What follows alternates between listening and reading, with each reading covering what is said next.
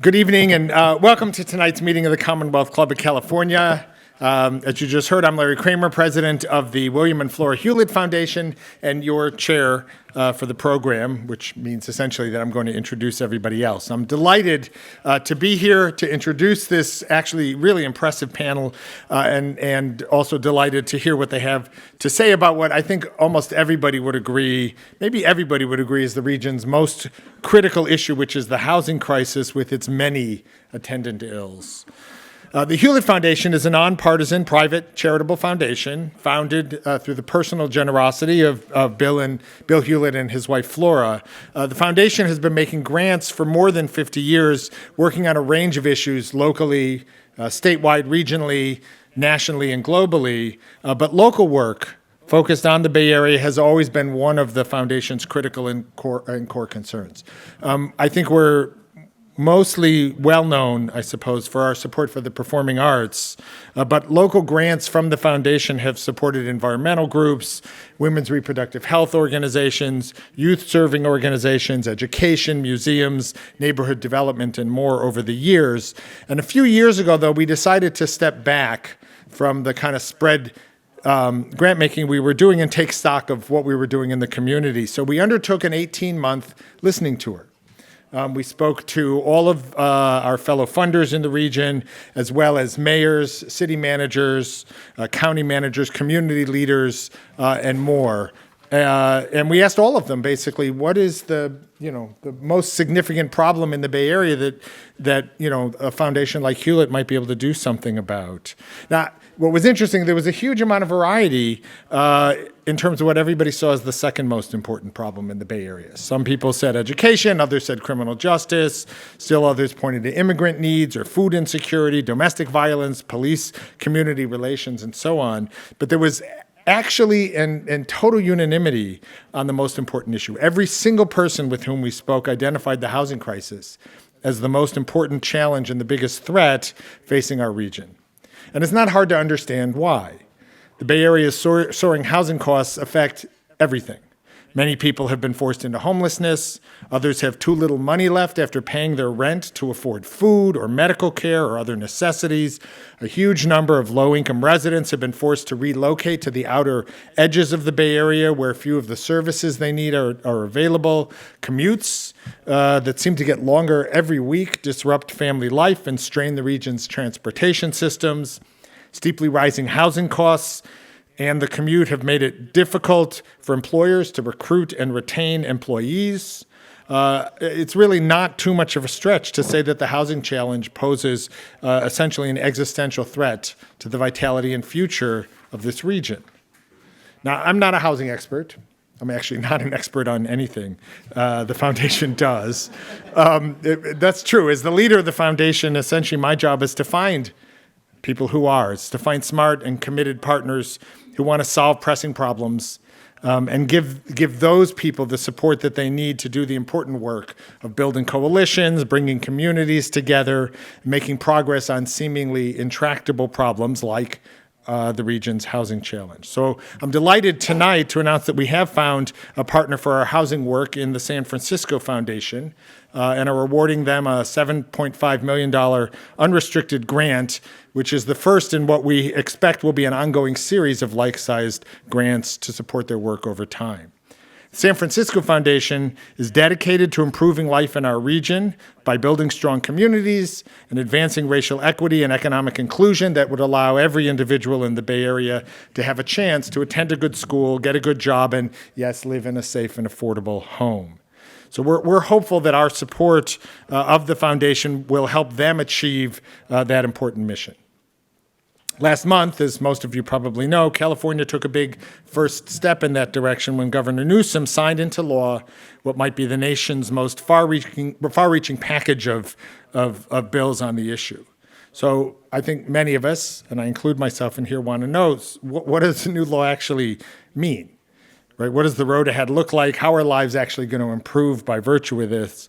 And we'll look to tonight's panelists to help provide answers to that. We have a panel that can provide an enormous amount of insight into the issue and the road ahead. And I'm simply going to introduce the moderator of the discussion, who actually happens to be none other than Fred Blackwell, who is the CEO of the San Francisco Foundation.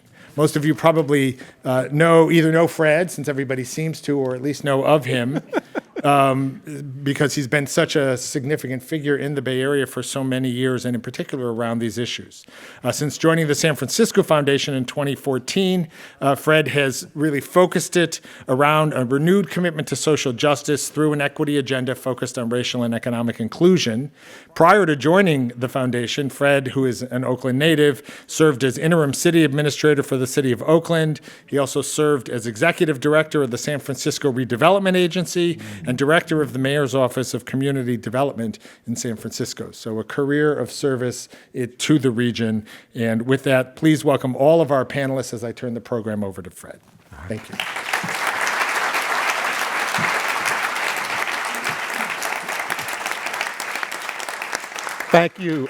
Thank you, Larry. It's really great to be here, and I'm really looking forward to the conversation. I'm actually not going to say a whole lot to frame the conversation because I really want to get all your voices into the mix here as soon as we can. But I did want to say a couple of things, and I wanted to just start by thanking the Hewlett Foundation for stepping into this issue. It's another one of those kind of thorny and complex issues that's not just facing the Bay Area, but facing the country. There's a funny story to tell there when Judith, our vice president for programs, and we had a conversation with Larry's board about this issue, and we could tell a certain amount of the way in that the board was getting a little bit uncomfortable with how complex and almost intractable the issue seemed. And I'll never forget, Larry jumped in and said, well, remember, the other two issues that we're working on are climate and democracy.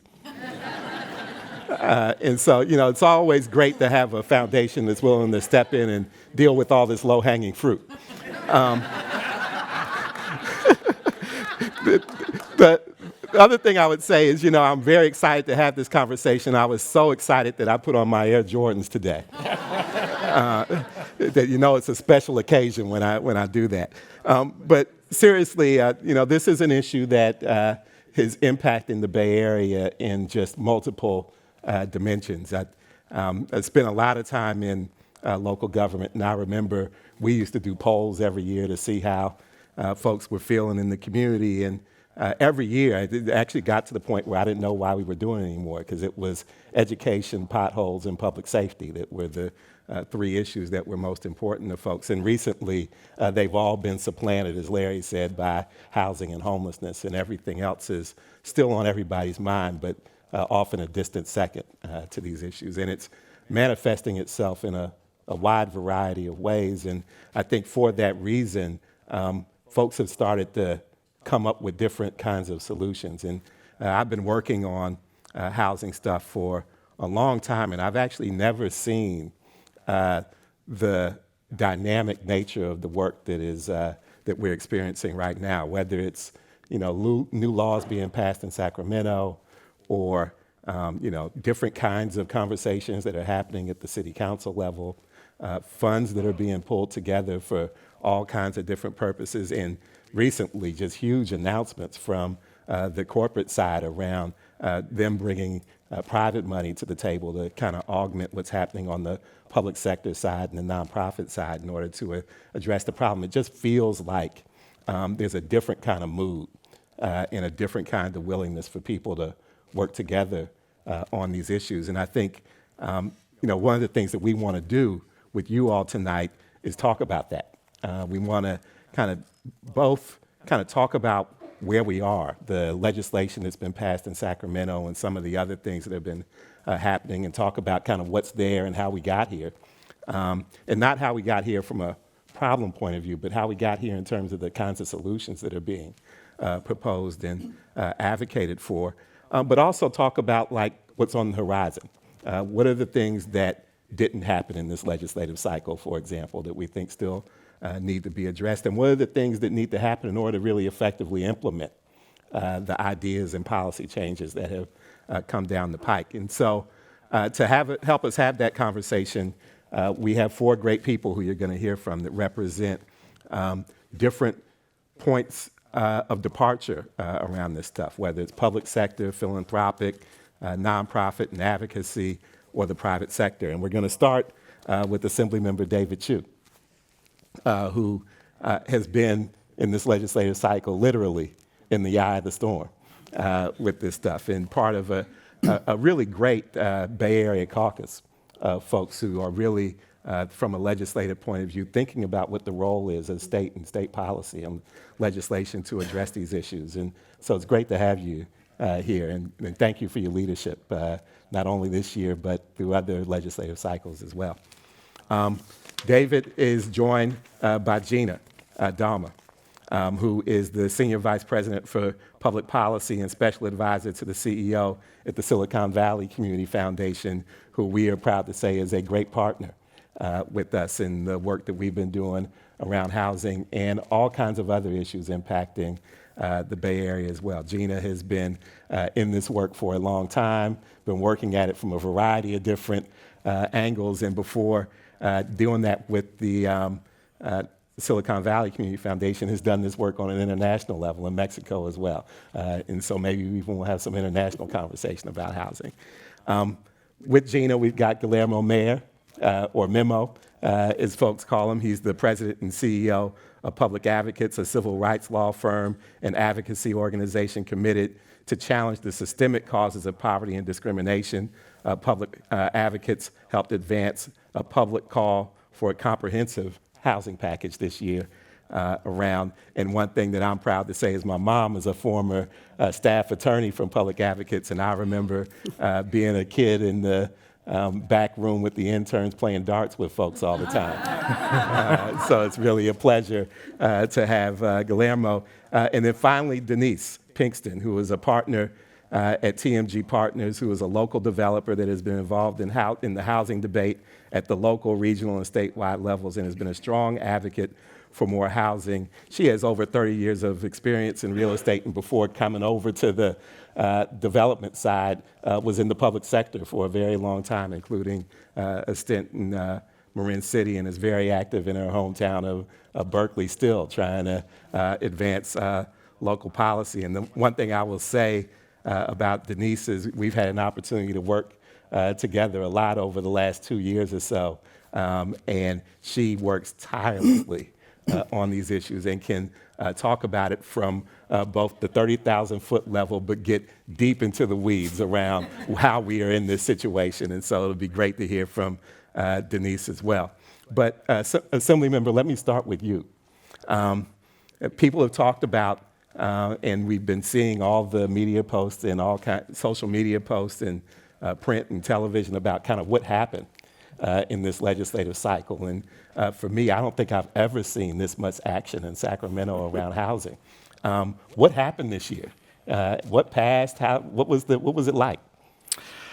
It was the eye of the storm. First of all, it's great to be at the Commonwealth Club. My only complaint today is no one gave me the memo that said I could wear my Air Jordans. So if I get invited back, I will remember how to dress appropriately. But so there was a tremendous amount that happened this year. Let me first start by just taking a moment to talk about the role of the Bay Area in our housing discussion. So the Bay Area has been the epicenter for the state's housing crisis. We were the first region in the state where we saw the skyrocketing prices, eviction rates, homelessness levels. And when I went to the legislature 5 years ago, I asked, what are we doing about the housing crisis? And my colleagues, most of them would say, not sure what you're talking about. Today, from San Diego with hepatitis A outbreaks to Orange County homelessness encampments to Skid Row to farm workers sleeping in fields to kids who are sleeping on their couches rather than in dormitories, the crisis is everywhere. And so I think a lot of what happened in California was the rest of the state kind of caught up to where we were. But the Bay Area was also really instrumental pushing forward solutions. I often say that for the most difficult solutions, my dream would be to get the experts into a room, lock the door, throw away the key until they figure it out. And I want to just take an early moment to give credit to this process that started 2 years ago that Fred and Denise and others were a part of, where the Bay Area literally did that. There were a couple of dozen leaders representing progressive equity organizations like Public Advocates and others, representing the developer community, representing tenants, representing builders, realtors, apartment association folks, who got into essentially a room called CASA. It was a process.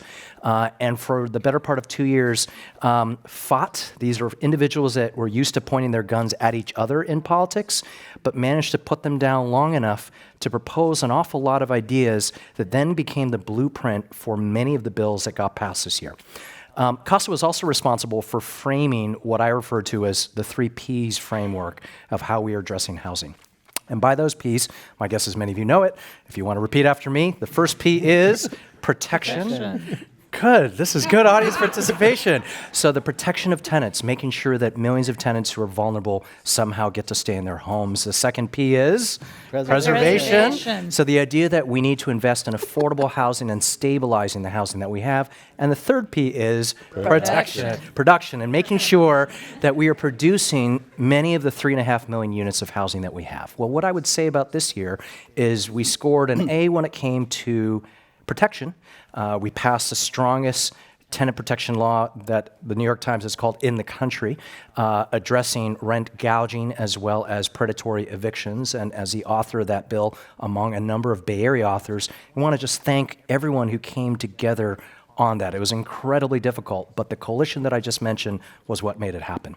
When it came to preservation, we were able to move this year an unprecedented $2.5 billion in the budget, which was significantly assisted with a new governor, Gavin Newsom, who really leaned in on this crisis and made sure that we're investing in affordable housing and homelessness services and home ownership and a wide variety of housing needs that we need for our good preservation agenda.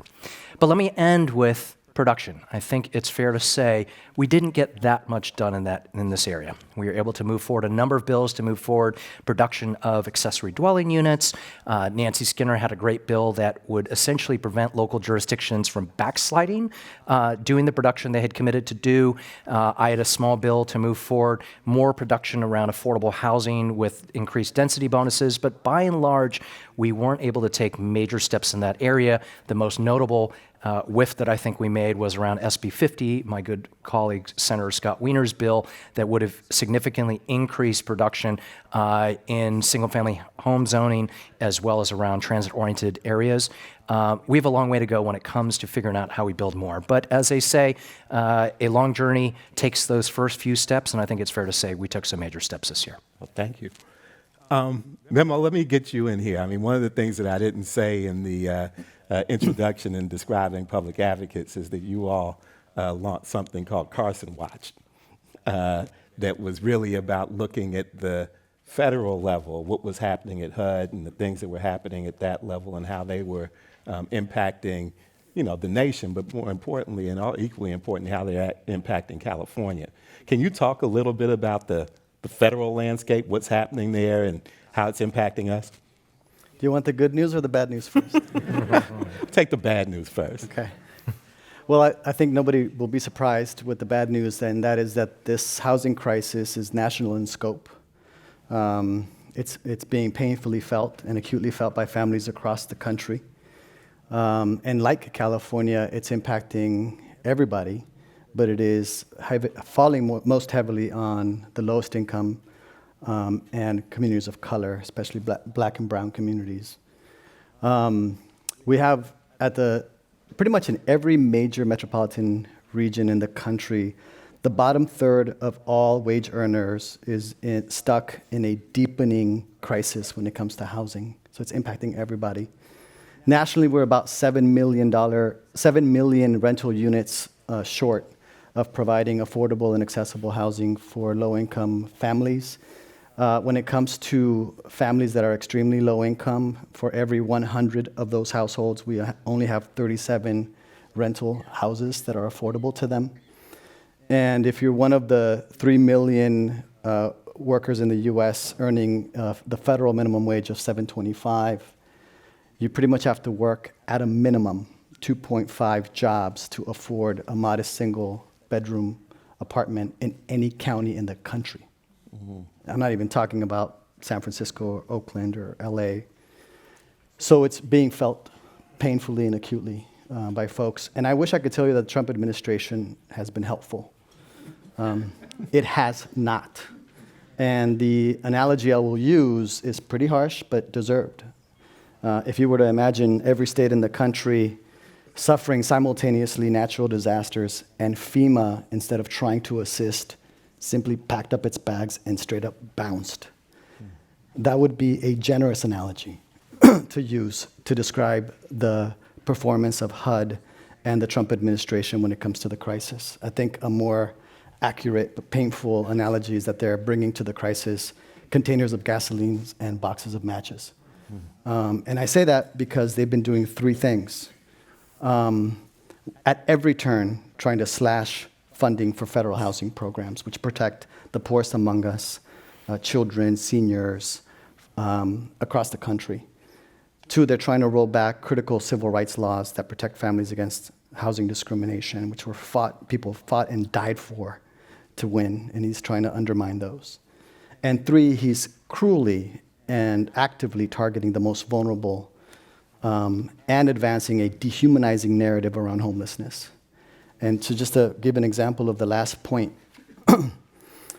since he was sworn as Housing Secretary, Ben Carson has tried to triple the base rent for families on Section 8 vouchers and families in public housing.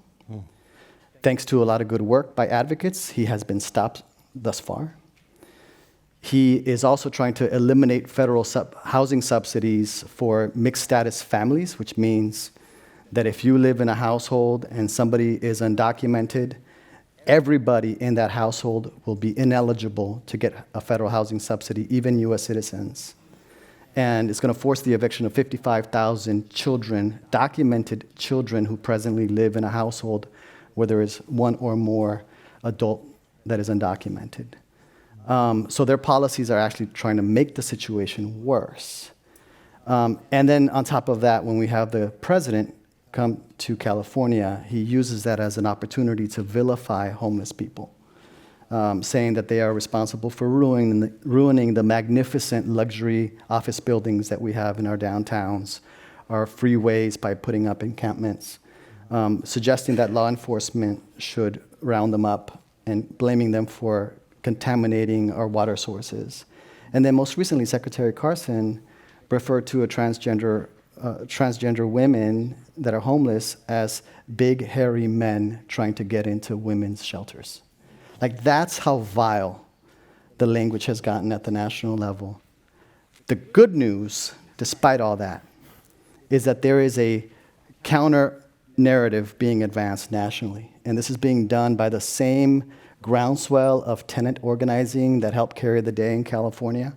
It's reaching the platforms of the presidential candidates. You're seeing in pretty much all of them have some strong housing agenda that is comprehensive and quite unprecedented in the last 3 to 4 decades to see that much attention. We're talking about affordable housing, tenant protections, all these different strategies that before were not being advanced.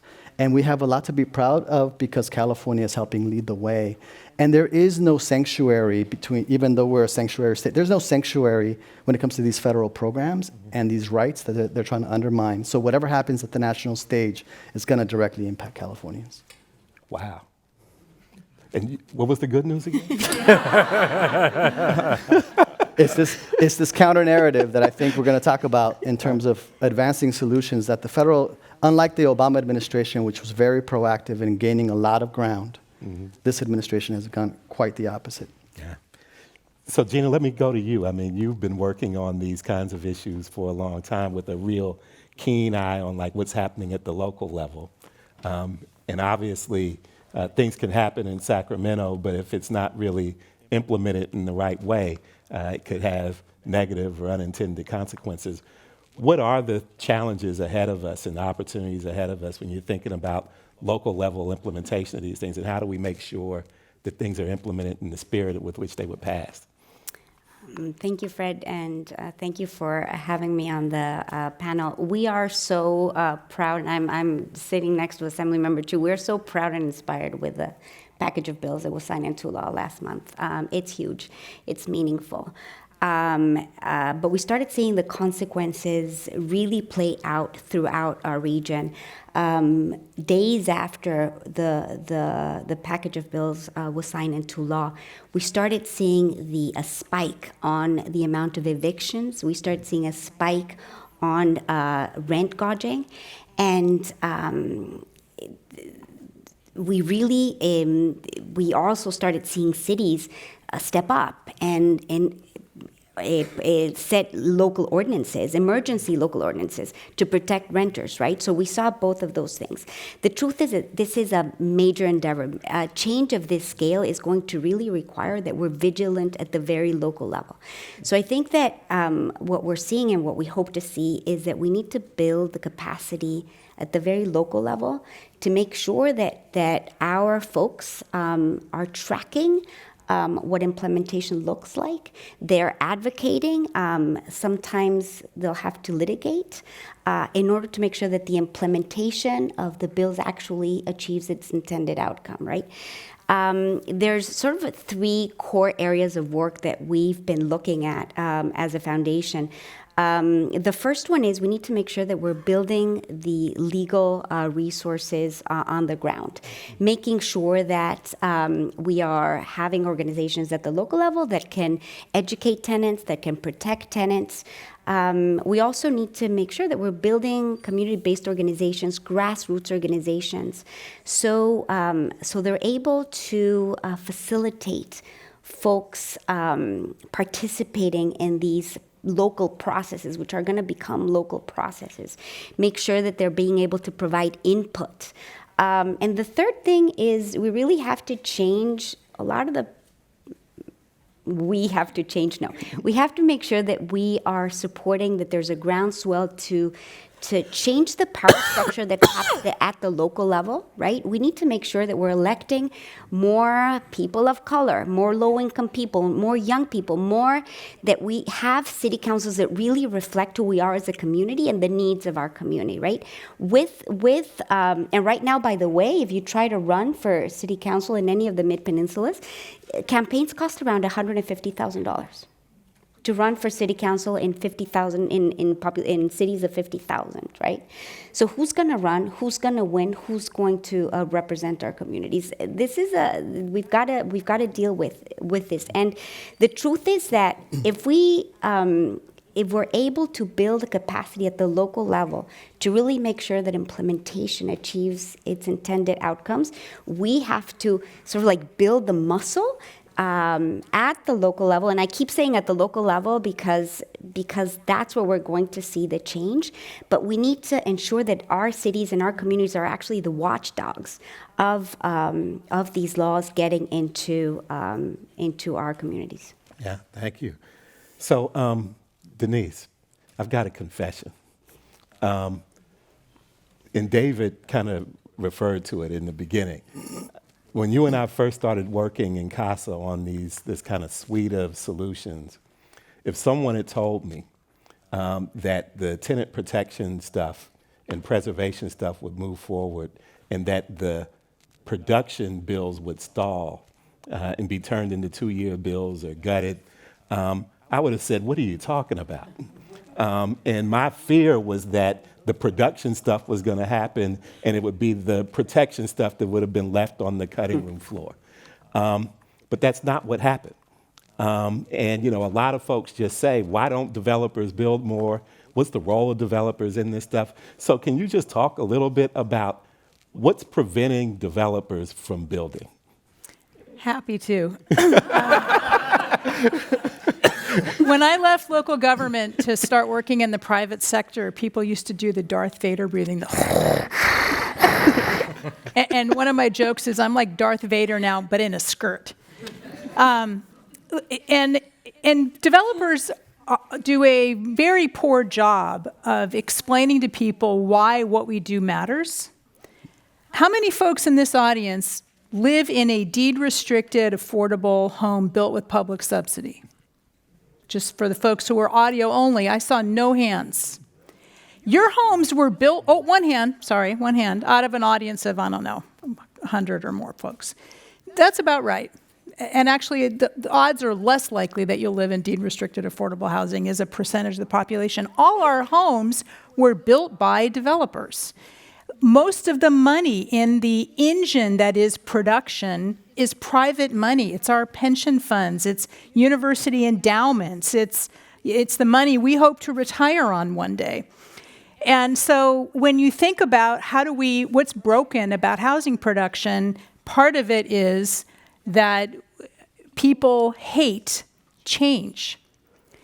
And what they really hate is change that has a profit tag attached to it. So development is viewed as unwelcome change of existing communities and neighborhoods to bring people in who don't live there already. And typically to make things look different than they do now. And it's really hard to overcome that. So my job for a living is to help cities decide it's okay to let developments move forward. And that public sector experience and private sector experience has informed the housing work, because I've seen it from both sides. I've been the planner saying no, artfully, maybe. And I've been the developer trying to get to yes. And the reasons that we cannot build enough are that every aspect of the housing production engine is right-sized to scarcity, particularly in California. Everything. We have, in California, the highest cost in the United States to build a unit of housing. I saw an article today, $750,000 a unit to build a new unit of housing. We have the highest fees. We have the most lengthy, arcane housing approval process. Our fees alone are like telling new entrants they have to pay Mar-a-Lago dues for the privilege of living in a community in California. Now, if you put it that way, people would be upset about it. But when you say, I want to charge $150,000 a door in impact fees, all of a sudden that seems okay. We have insufficient housing. The crisis has gotten so bad that we can't even produce for the middle class without subsidy. So most of the people in the population today cannot afford to live in a new unsubsidized home. And there is not enough money, as folks said, there is nowhere near enough money for subsidy for very low income, extremely low income folks, much less the middle class workforce that is our teachers and our nurses and our doctors. Tax policy favors jobs in California. So every city finds a way to say yes to a new hotel. They're especially favored. Office buildings are often popular and don't see nearly the line of unhappy neighbors showing up. But housing projects are hard, much harder.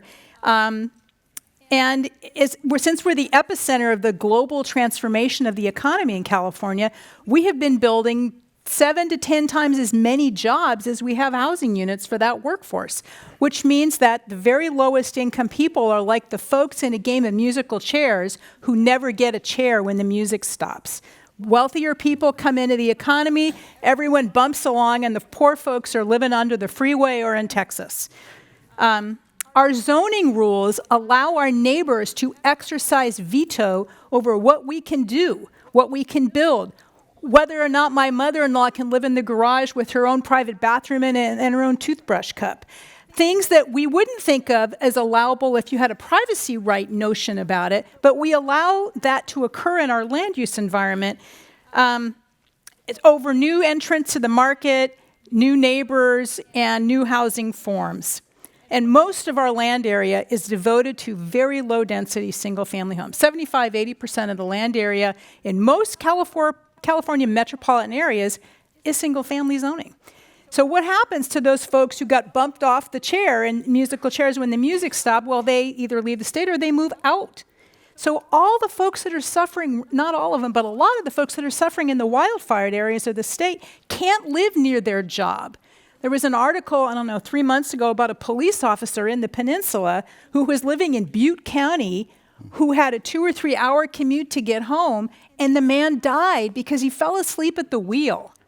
And somehow we read these headlines and we become desensitized to the magnitude and the scope and the fact that a lot of what's going on are rules we created and that we tolerate. So we can't tolerate that stuff anymore, and this sort of cross-sector conversation and policy development is critical to debunk the myth of the or I wouldn't say the myth, because there are a lot of, to debunk the notion that development is all bad, and that market rate housing is the cause of gentrification and displacement. That can't be true, because most of the neighborhoods gentrifying and displacing haven't seen a new unit of housing in a very long time. And that the middle income folks who we can't build for at all are the ones moving into East Oakland, West Oakland, East Palo Alto, Castro Valley. Like, the places that used to be affordable in the Bay Area are now where teachers and doctors and nurses live, because they can't afford to live near their jobs. So we've just got a perfect storm that guarantees scarcity everywhere, and we got to rethink every aspect of it to right size to plenty. So, David, Denise just laid out a litany of She did. She went there. things that are happening at the local level that are undermining new development, which I would imagine is part of the reason why the state has been kind of stepping into this a little bit more. What is the balance, though, between state level intervention and sticks versus kind of what needs to happen at the local level? That is sort of the heart of the discussion right now, just to the degree to which the state should come in and essentially try to move forward through this crisis because local jurisdictions haven't acted. My perspective on this is, if local jurisdictions were building enough housing, if we weren't in this housing crisis, there would be no reason for us to step in. But just as you have, for example, state public health laws because you need a standard so that folks don't get sick, when you have folks who are dying on the streets every day in every city, double-digit increases of homelessness, we have to do something. When you have an entire middle class that's being hollowed out and pushed to drive 2 to 3 hours a day, which creates congestion issues, environmental issues, health issues, risks of people falling asleep at the wheel, we've got to do something. We are at that crisis state. And so from my perspective, I think we have to do something. But let me just give you a sense of just how difficult this conversation is. So we all know that we need to build more housing around transit. That is, I think, something we can all agree on. The question is sort of, how do we get there? My colleague Scott Wiener suggested SB 50, which is a good major step forward. Last year, I suggested what I thought was going to be this minor little bill to say the following. There are about 26 BART stations, mostly in the East Bay, that are surrounded each by about 10 acres of surface parking lots. And BART, for its 45-year history, has been unable to develop its own land, the surface parking lots, into housing, 4- or 5-story housing, mixed-use development. And so I suggested a little bill to say, in the process, let's give BART a little bit of a tip in the scale to allow them to move forward to develop their own land. 300 acres around 26 BART stations. It was as if I had suggested sacrificing the firstborn of many of the city councilors that were impacted in this area. It was an incredibly difficult thing to do. We barely got it through the state assembly, and thanks to our friends in the Senate, including my good friend Nancy Skinner, who I see in the front row here representing Berkeley, we were able to get it through, get it to the governor's desk. He signed it. That was a struggle for 300 acres of BART-owned land around 26 BART stations. We need to do way more than that if we're going to address this crisis. And so this state-local discussion, it is at the heart. And to Denise's point, it is about getting people to think, if we're going to solve the crisis, we actually need to change. What does that change look like? Thank you. I want to come back to protection, maybe, and get you to weigh in a little bit here, Memo. Great legislation this year, as Assemblymember Chu mentioned, that tried to address predatory evictions and rent gouging that's happening in multifamily housing across the state in some cases. But that doesn't feel like that's the end of this or the end-all, be-all. What else needs to happen in order to adequately protect tenants? And what are some of the things that folks are working on that we can expect to see? Well, it's not the end or be all, but it was a major step forward. I just want to underscore that. And let me say a couple of things related to that, to what this bill makes possible, which I think opens the door for what's to come or what might come. One, I think Assemblymember Chu's bill you gave people something very tangible, a really important reform that hits people's pocketbooks and prevents people from losing their homes. You can't get more tangible than that. And when you're dealing with a housing crisis that's very complex, people need to see progress that's actually tangible. And that's a really important thing about this legislation. Two, it is a testament to the incredible amount of tenant organizing that is happening across the state, which is unprecedented. And that's the muscle behind, I think, why the tenant protection, the P for protection, went first. It's because you had people, it builds upon decades of local organizing for tenant protections and rent control in countless cities, from Burlingame to Sacramento to Inglewood, Santa Cruz, Santa Rosa, the county of LA, you name it. It's been building upon, and it's now bubbling up to the state level. And so that's why you had folks able to pressure districts and to turn out the votes. It was one major component to it, which was, I would say, really made a huge difference. And that tenant organizing and that tenant momentum is not going anywhere. It's clear that this is a step in the right direction, and I think you're going to see even more ambitious activity around tenant protections because we now have a major foothold in state policy around protection, which is really key. Second, I think Mr. Chu's bill was critical because it helped rewrite and reimagine or reemphasize the landlord-tenant relationship in California, where it was a clear signal that this relationship needs to be regulated in order to ensure that the right to housing and the basic need of housing is prioritized over maximizing profits. It's the first time that we have such a clear law that says, landlord, you have the right to get a reasonable return for your investment, but not at the expense of pricing somebody out of their home. It's not the complete realization of that statement, but it is a very powerful step in that direction. And I think from that opening, tenant rights advocates have a lot of room to work with, including, I would say, there's probably going to be an intensified push for rent control ordinances at the local level, and it's not going away at the state level. Second, I think shifting from the protections to the production, we have to call out those high opportunity, low density suburban communities that constantly, and for as much as I can remember, have been keeping low income people, including seniors, out. Even though these prospective residents are already part of those communities because they work there every day and they commute in. And Pleasanton is 40,000 every morning, right? But these suburban jurisdictions are like pretty much drawing up their drawbridge at the end of the day, the workday.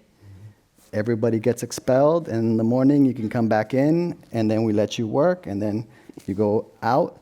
And so it's really important to, and these are communities that have a lot of jobs, they have good schools, and they're keeping out, I think, racism is not just racism, but also just a phobia of people with lower incomes. It's deeply entrenched in these communities, and we've been fighting this since the passage of the Fair Housing Act, right?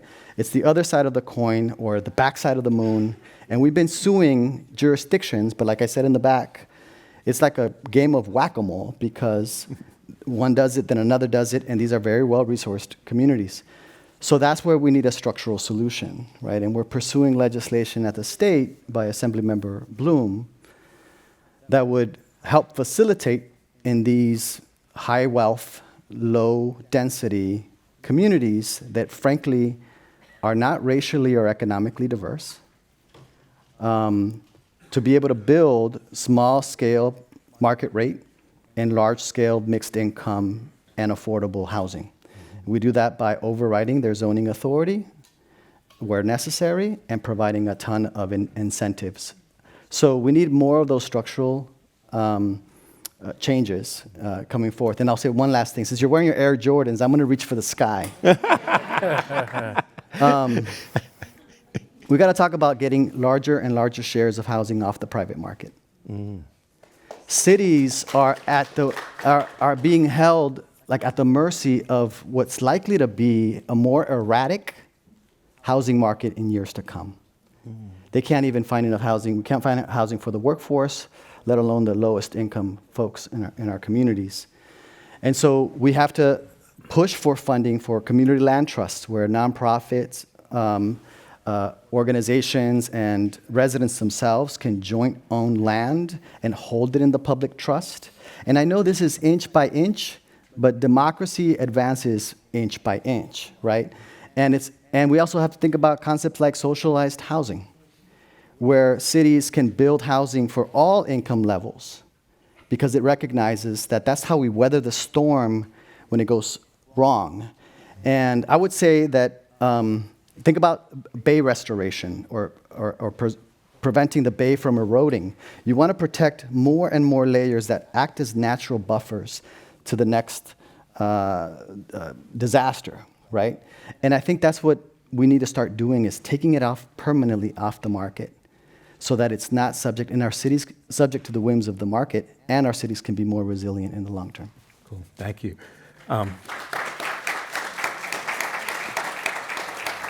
You all have started to touch on a number of issues that correspond with questions that are being coming up from the audience, and I'm just going to dig into a couple of them. I'm going to try to cluster them. One is sticking with tenant protection for a second. There are a number of cards that have questions about how to implement the law that was passed this year, and what needs to happen in order to hold landlords accountable, what needs to happen in order to make sure, as Gina, you referred to, folks don't try to start doing evictions and hiking up rents before the law goes into effect. There's a lot in here that folks are expressing around implementation. Does anybody want to talk about that piece of it and what we need to do? The quick answer is the way we implement this is the way we implement landlord-tenant law currently, which is we have to make sure that our public is educated on their rights. And if it turns out that there are landlords that are behaving badly, we have to make sure that those tenants have the resources, likely attorneys, who can vindicate those rights. As was alluded to before, just in the last couple of weeks, we have heard of landlords who are trying to take advantage of the next couple of weeks before the law goes into effect by evicting folks. And thanks to the tremendous organizing around the state, a number of cities have already passed short-term emergency ordinances to shut that down. But we designed this bill to ensure that, on the one hand, we're providing some predictability to tenants, but we're also allowing landlords a fair rate of return on their investment. Capping rents at the Consumer Price Index plus 5%, that's roughly 8 to 9%. Every professional apartment manager will tell you that is adequate profit for you to be able to manage your building, do what you need to do, but also make some return on your investment. And so from our perspective, we believe that that world should be able to do all right. That was in part how we got the consensus to move this forward. And I would agree with everything that was said by Guillermo about all the forces that move this forward, including the tremendous tenant advocacy around the state. But I do want to give some credit to the industry players that worked with us, and we were able to nip and tuck certain aspects of the legislation to ensure, for example, that we're not disincenting construction with a 15-year exemption. And those were aspects that we needed to do to move this forward. And I would say long term, the way we're successful when it comes to housing is we all have to figure out how to work together. I agree with what Guillermo is saying, but I also agree with what Denise is saying. We've got to empower tenants. We've got to build a lot more housing. We've got to get as much public investment as we can in housing, but we also have to support the private markets, because we know that it would cost us hundreds of billions of dollars to build a socialized housing system. I would love to build as much of that as possible, but in the meantime, if we're going to have a shot at doing this, the private markets also have to be supported in moving this forward. And I would say, just to close, this year was a bit of a leap of faith between really two sides of the housing wars that came together to move forward tenant protection. I think 2020, my hope is we're going to move forward an awful lot when it comes to production. And my hope is that the two sides of these debates are able to come together to move forward production in a significant way. We need all of the above sets of solutions if we're going to address the crisis. Thank you. There are some really great questions that are coming out here. I'm going to try to cluster a few more. There are a set of questions here that have to do with the intersection between housing and other issues that we're grappling with as a community. One set of questions around the intersection between housing and environment and climate. Another set of questions around the intersection between housing and school policy. And then a third set of questions about the intersection between housing and tax policy as well. Any of those, any of you want to talk about? Oh, and then one more. I'm sorry, one more. And maybe we'll start with this one. The conversation about housing is often bifurcated against the conversation around homelessness. Can you all talk about how these things interact? Yeah, Lama. So there's a really important study last year by the online real estate database company Zillow that showed how as communities, if a community where its people are spending more than 32% of their income on rental housing, you see an increase. They can count on an increase in homelessness that is much different than otherwise. So the reason why that's important is because as more people spend a greater share of their household income on rent, you do see a kind of correlating kind of increase in homelessness. But once you reach that 32%, it goes like this. It's a real tipping point. And it suggests that at 32% of your income, that housing cost burden is has a cascading effect, and it makes everything else unworkable in your life. And a family is much more likely to enter that mostly invisible journey to homelessness, which begins with moving in with your relatives or moving in with your friends. And if you have a car, moving into your car until you reach the street and you're seeking refuge at a shelter or pitching a tent, right? And so I think that 32% is a really critical a threshold for us. And I think the 3 Ps are trying to make sure that we bring people well below that 30% threshold, so that doesn't lead to a dramatic escalation of homelessness. And I would say this, I will use the analogy of, since you brought up climate change. Let's treat this 30% or 32% as our Paris Agreement Accords.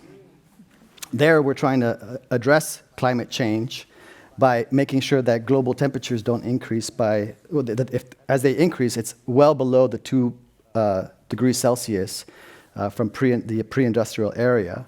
Because we know that after that, and maybe even before that, it gets cataclysmic. It just gets worse, and it's irreversible. We know the same about this 32% threshold. The good thing for us is that it is reversible. 50% of Bay Area renters are housing burdened. They exceed this threshold. But we can bring, through the 3P strategy, that housing costs down and therefore eliminate those huge spikes in homelessness. So there's a very direct relationship between the two. I'll answer the question in a slightly different way. So public policymakers, we have for decades completely siloized our healthcare system, our criminal justice system, our housing system, our education system. We'll spend $80,000 to incarcerate someone in a prison. But the second that individual leaves prison, is formally incarcerated, if we're not spending money to house that person needs help, is exposed to the elements, can't get a job. Let's say he decides to shoplift at a supermarket, and then all of a sudden he's back at an $80,000 to $90,000 a year prison. Let's take someone who's chronically homeless on the streets, who's cycling in and out of our emergency rooms, out of health services, mental health services. It costs us about $70,000 a year. If we put a supportive roof over their heads, $20,000 a year. Let's take that kid in a classroom who his classmates don't know that he's homeless. What is the impact long-term on society, on our educational system, because we can't get that 7-year-old a home? We're not having those conversations, and right now we're starting to think about what it means to spend more smartly, breaking down those silos, but those are some of the paradigm shifts that we're trying to grapple with as policymakers. Gina, let me get you in here, because there are also a set of questions about the regional nature of this issue. And I know we're sitting here in San Francisco, and I know that you've spent a lot of time down on the peninsula in the South Bay thinking about these issues. And I remember, Denise, you'll remember this too, the mantra, it seemed like when we were working on CASA, was one size doesn't fit all.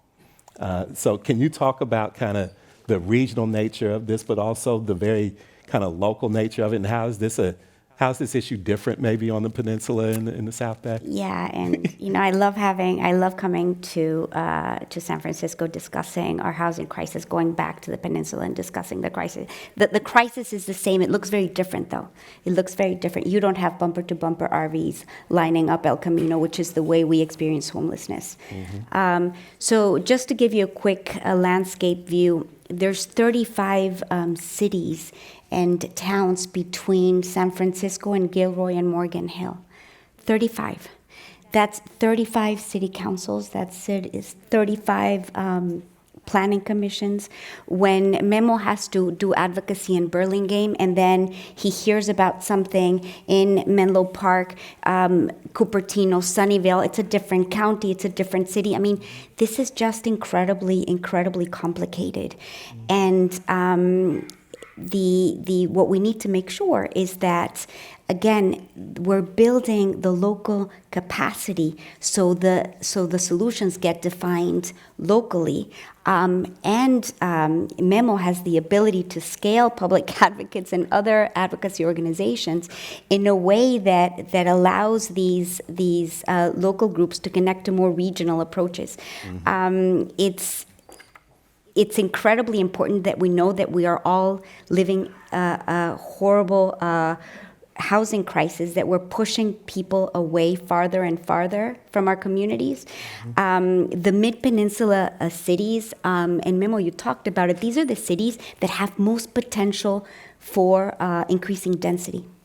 And yet they are the cities that most that fight density and growth the most, right? So how do we build people power in these local communities to ensure that they are also being part of the solution?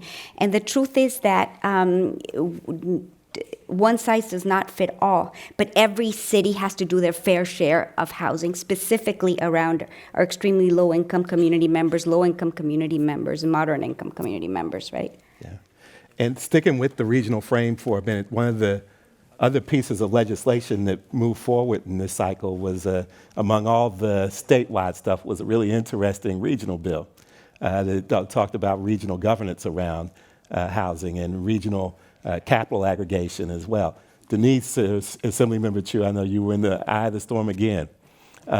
Somebody want to talk about that and what needs to happen next with that? Sure. So AB 1487 was a bill that Fred and Denise and their colleagues from CASA tricked me into carrying.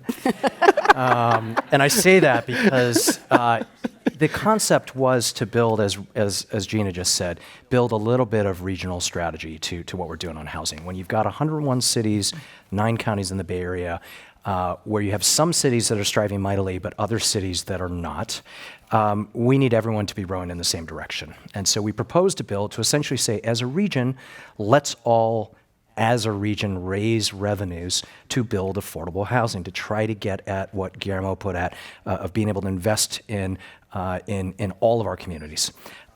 Similar to the BART TOD bill, the reaction of city councilors around the Bay was not as kind as I'd hoped it to be. But we were able to get the consensus we needed to pass the bill. And where we are right now is the Bay Area now, if we choose to, we can choose to place on a 9-county ballot measure revenue measures to raise funding for all of our counties, with the vast majority of the money going back to each of the individual counties. We do this already when it comes to transportation. We've done it actually, building on the Bay Restoration example, we've literally done it as a region to raise money to help us become more resilient when it comes to sea level rise. And we will potentially have the opportunity on the November 2020 ballot to do it for housing. But it's going to, again, require all of us coming together as one region across all of these boundaries to say this is something that draws us together, that when you're creating hundreds of thousands of jobs and no housing, when you have double-digit unemployment, homelessness, when you have 3-hour commutes, this is a regional crisis and we have to deal with it as a region. Denise, so, nonprofits in the public sector and the development community have been working on these issues for a long time, but we've started to see some new players jump onto the scene. We just heard an announcement this morning from Apple. Facebook has made an announcement, Microsoft, Google, Amazon. I know you've been working with the Bay Area Council for years and thinking about how the corporate sector engages in housing issues. What do you think has them leaning into this issue so much right now? And what do you think the opportunities are for them to work with the public sector and the nonprofit sector in a more integrated way towards solutions? As someone pointed out earlier, the housing crisis affects everybody, and it affects employers and their employees, whether they're homeowners or tenants. A lot of folks drive to work at Google and sleep in their trailer on the corner, like you described, or they're called part-time homeless. They're only homeless during the work week, and on the weekend they go back to the Central Valley. So companies in the Bay Area are acutely aware of the magnitude of the housing crisis, and I think the 3-piece framework is more than the P's. It's the notion that Guillermo and I have to shake hands. Here we go, we'll shake hands. We have to find a way to live. We don't have to love each other's ideas, but we have to find a way to live with them, because that's the only way to move the agenda forward. And the business community understands the importance of that partnership. It affects everybody in their company, from the janitor to the CEO. And it's important for everyone to do their fair share. Every city needs to do their fair share. Companies and employers want to help. I think that up till now, that no one quite knew what to do, really. Companies that build things don't necessarily think it's their job to house the people that they build for. That was the old company town model that we thought was a bad idea in one generation or two ago.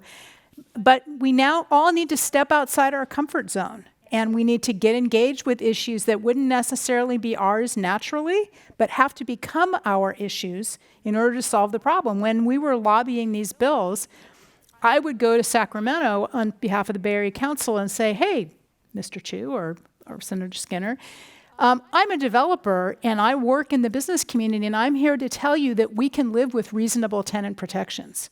And jaws hit the floor.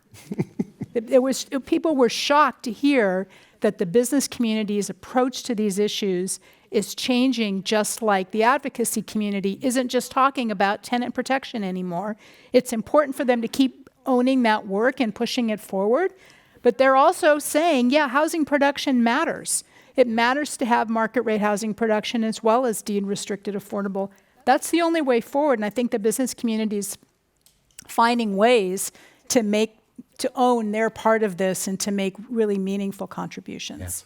So I could keep going forever, but I think we're to the point where maybe just one last question, and maybe if I could get each one of you all to give me if it's possible, a quick answer to this one, because it's a big one. What would be your moonshot around this issue?